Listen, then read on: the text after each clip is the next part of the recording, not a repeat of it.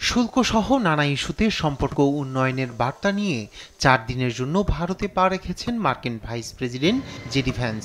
সোমবার সকালে দিল্লিতে স্বাগত জানান ভারতের কেন্দ্রীয় মন্ত্রী অশ্বিনী বৈষ্ণব পালাম সহ অন্যান্য শীর্ষ নেতারা।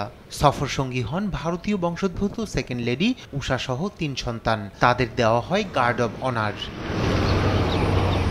কয়েক ঘন্টা পরই সপরিবারে ভারত দর্শনে বেরিয়ে পড়েন জেডি ভ্যান্সের পরিবার। ছুটে যান নয়াদিল্লির স্বামীনারায়ণ অক্ষরধাম মন্দিরে। সামরিক চুক্তি, পাল্টাপাল্টি শুল্ক আরোপ সহ নানা ইস্যুতে নয়াদিল্লির সঙ্গে সম্পর্কটা খুব একটা ভালো যাচ্ছে না ওয়াশিংটনের। সম্পর্ক ঝালিয়ে নিতেই তার এই সফর, বলছে উভয় পক্ষ। প্রধানমন্ত্রী মোদী সহ ভারতের ব্যবসায়ীদের সঙ্গেও পর্যায়ক্রমে বৈঠকে বসবেন জেডি ভ্যান্স। তবে আলোচনার ফাঁকেই তাজমহল সহ ভারতের ঐতিহাসিক স্থানগুলো ঘুরে দেখবেন মার্কিন ভাইস প্রেসিডেন্ট। এতে বাণিজ্য ও পর্যটনে আশার আলো দেখছেন ভারতীয়রা। জেডি ভ্যান্সের সফরে শুল্কের মতো গুরুত্বপূর্ণ বিষয়ে প্রাধান্য পাবে। আমার বিশ্বাস ভবিষ্যতে দুদেশের বাণিজ্য আরও এগিয়ে যাবে।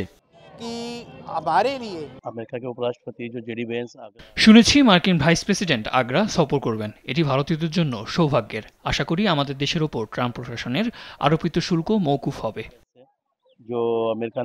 ভ্যান্সের সফরকে অর্থনৈতিক ও ভূরাজনৈতিক অগ্রাধিকার হিসেবে বর্ণনা করছে হোয়াইট হাউস। ভারত বলছে দ্বিপাক্ষিক সম্পর্কের অগ্রগতি পর্যালোচনারও সুযোগ পাবে এ সফরে। রায়হান কবির শুভ্র, নিউজ ডেস্ক, দেশ টিভি।